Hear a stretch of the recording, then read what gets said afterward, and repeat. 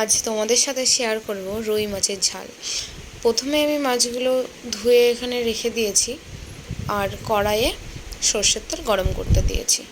বাবা বাজার থেকে এই রুই মাছগুলো নিয়ে এসেছিলো, খুব বড় না, ছোট মাঝারি সাইজেরই আর কি মাছটা। তো প্রথমে আমি কড়াইয়ে তেল গরম করতে দিয়ে মাছটাকে লবণ আর হলুদ ভালো করে মাখিয়ে নেব। আর কড়াইয়ে তেলটা গরম হয়ে গেলে একে একে মাছগুলো ভেজে নেব। আমি দুবারে মাছগুলো ভেজেছি, তেলটা একটু বেশিই দিয়েছি কারণ মাছের মাথা ভাজবো বলে। আর মাছের মাথাটা একটু ভালো করে না ভাজলেও হয় না, আর আমি প্রত্যেকটা মাছে খুব সুন্দরভাবে ভেজে নিই, কারণ আমার মনে হয় মাছ ভাজা ভালো না হলে একটু গন্ধ ছোটে। তার জন্য ওই যে দুবারে আমি অল্প অল্প করে মাছ দিয়ে, মানে 4 পিস করে মাছ দিয়ে দুবারে আমি মাছগুলো ভেজে নিয়েছি। তার জন্য এই যে প্রথমবারের মাছ ভাজাটা প্রায় হয়ে গেছে। আর আমি সবসময় মাছ ভাজাটা বা যে কোনো কিছু বানালে লো টু মিডিয়াম ফ্লেমে করে নিই, তার জন্য আমার একটু সময়ও লাগে।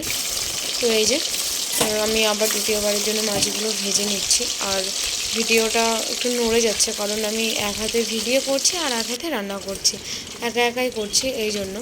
তো দ্বিতীয়বারের মাছগুলো এই যে ভাজা চলছে।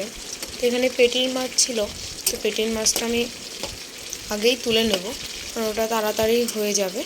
তার জন্য তোমরাও দেখতে পারবে পরে। এই যে আমি এই সময় পেটির মাছগুলো তুলে রেখেছিলাম। এই যে আমার সব মাছগুলোই ভাজা হয়ে গেছে। এবার শিলে আমি বেটে নেব। এখানে শিলে বাটতে 2 হাতই লাগে, তো এই কারণে আমি বাটার সময় ওটা ভিডিও ক্লিপটা নিতে পারিনি। এই যে এক এক করে বেটেছি আর বাটা হয়ে গেলে দেখিয়েছি।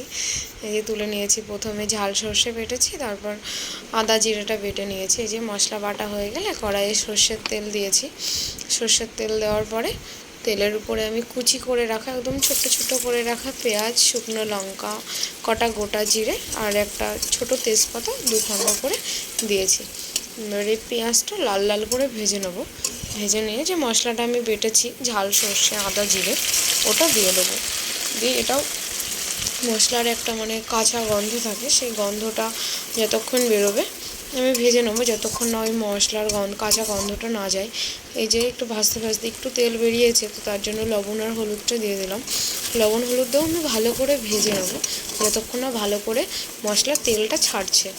এবার এই যখনই মাছের মানে মশলার তেলটা ছেড়ে যাবে, এই যে মশলার তেলটা বেশ ভালোই ছেড়ে গেছিলো, তার জন্য পরিমাণ মতো জল দিয়ে দিলাম। যেহেতু আমি মাছের ঝাল করব, তার জন্য আমার বেশি পরিমাণ জলটা দেওয়া লাগবে না। এই যে ফুটে গেছিলো বলে আমি 2টো কাঁচা লঙ্কা চিড়ে দিয়েছি আর পরিমাণ মতো মানে টেস্টটা ব্যালেন্স করার জন্য চিনি দিয়েছি। দিয়ে মাছগুলো দিয়ে 3 মিনিট ফুটিয়ে নিলাম।